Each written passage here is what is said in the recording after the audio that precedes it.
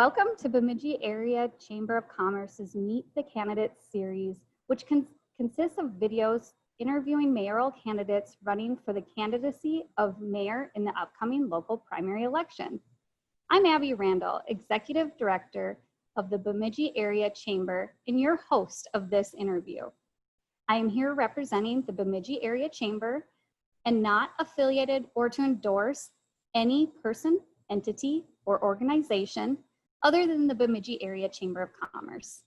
Today's interview will cover topics that affect Bemidji's business community and economic growth. The goal of this interview is to help our members make informed choice among mayoral candidates in the August 11th primary election. The candidate in today's interview will be provided with a 2-minute maximum introduction and will have 3 minutes to answer the specific questions that have been chosen by the Bemidji Area Chamber Board of Directors. I would like to introduce to you George Prince and provide him with the opportunity to introduce himself.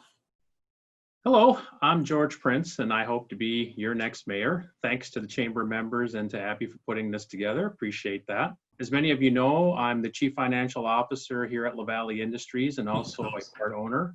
I'm involved with a number of other companies that have partnership ownership as well. Companies including LBI Supply, IdeaWorks, J&J Properties, and most recently, Evolve Creative. I'm about a 40-year resident of Bemidji. During that time, I've lived inside and outside the city limits, and I've seen Bemidji grow significantly over that time. I have a long history in business development and economic development, serving as the executive director of the Small Business Development Center for a time. So I've worked in just about every industry you can imagine, from service to retail to agriculture to manufacturing and just about everything in between. I am married, have 2 sons who are grown up and out on their own.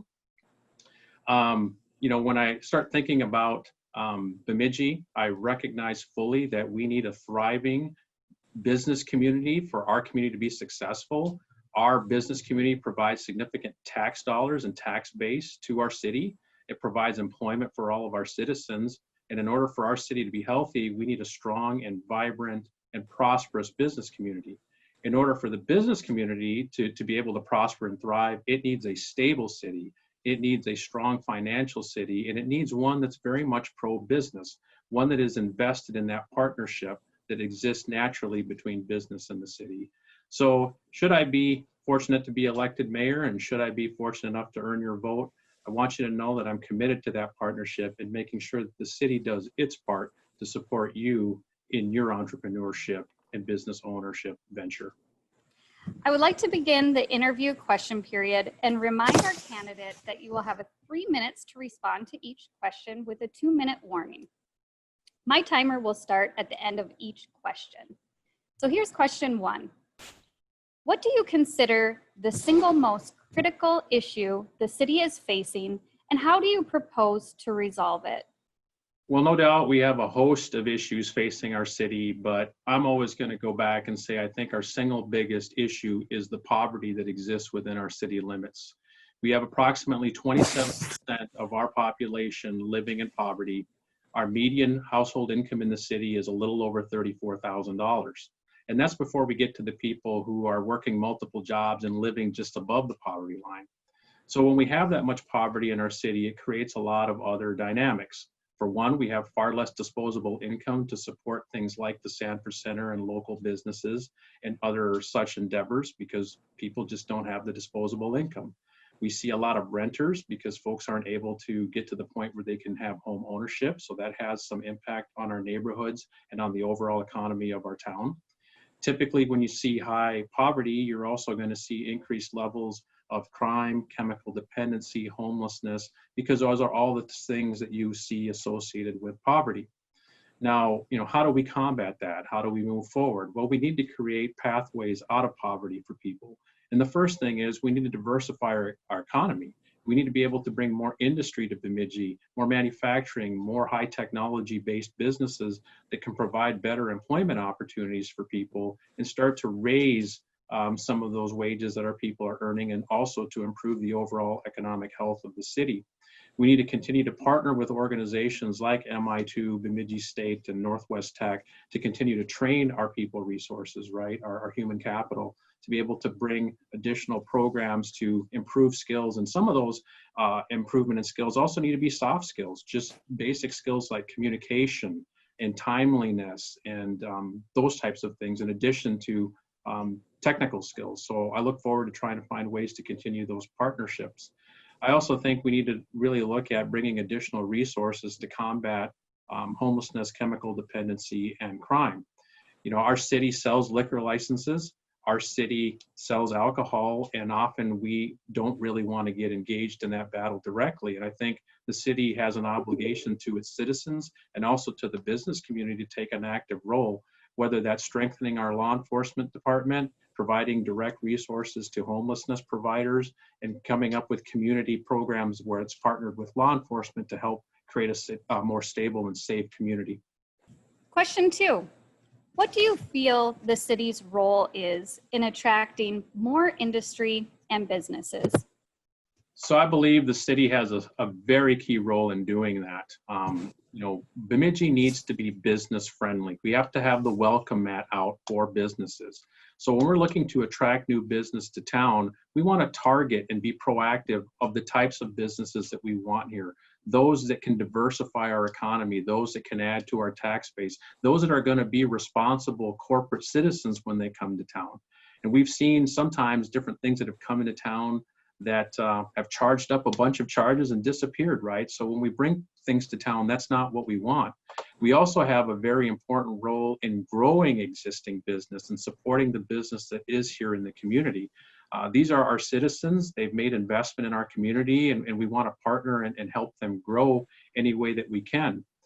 Some of the things I look at right away is the Joint Planning Board, zoning and ordinances. You know, part of my issue with that group right now is it just doesn't feel like they're partnering with business. Yes, we have to have zoning. Yes, we have to have ordinances, but our group should be looking at ways to help businesses comply, not automatically wanting to fine or create barriers, because ultimately we want to create a strong community. How do we do that? We do that in partnership. So I'm very interested in kind of analyzing that relationship and really making a determination of whether continuing in that is in the best interest of our city or not. Again, I'm not saying that that needs to end today, but it definitely needs to be looked at. I also think that, you know, the city should be partnering with business and meeting with them on a regular basis to have the pulse of what's going on in our community. I talk to a lot of businesses who have very little interaction with the city. Only when something happens on the sidewalk or a tree dies or something, then they're involved with the city. Well, the city, if they're going to do this partnership with business, they got to know what business owners are thinking. And there's no way to do that other than to be in relationship and to speak on a regular basis. The very last thing I would say is we have a lot of business owners that pay a lot of property tax in our community, but don't live inside the city limits. And so that means they're not allowed to vote. And they're not allowed to have their voice heard in many different ways.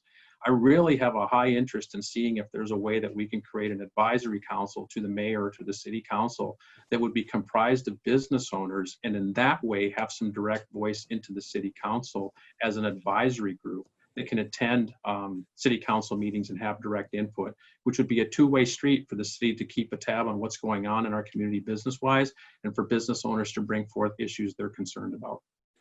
Question 3. A significant challenge for our chamber members and our city has been the vagrancy, panhandling, public drunkenness, and other safety concerns. How do you plan to resolve these issues?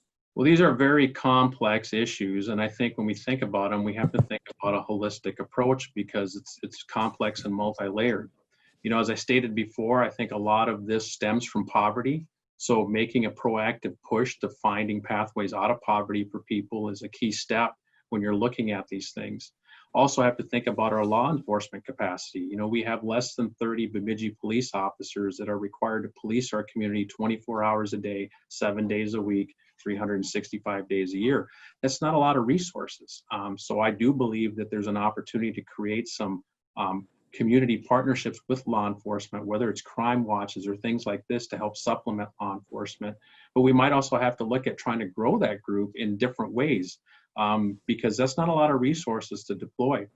I also think going back to community law enforcement partnerships, it's important for the law enforcement officers to know our community and for our community to know who they are and to partner well. So a while back, we'd had this conversation about possibly having a liaison officer to businesses. Thought that was a great idea. I'd like to see something like that move forward. But always we're trying to balance, people's individuals' rights between having safe and thriving communities and neighborhoods.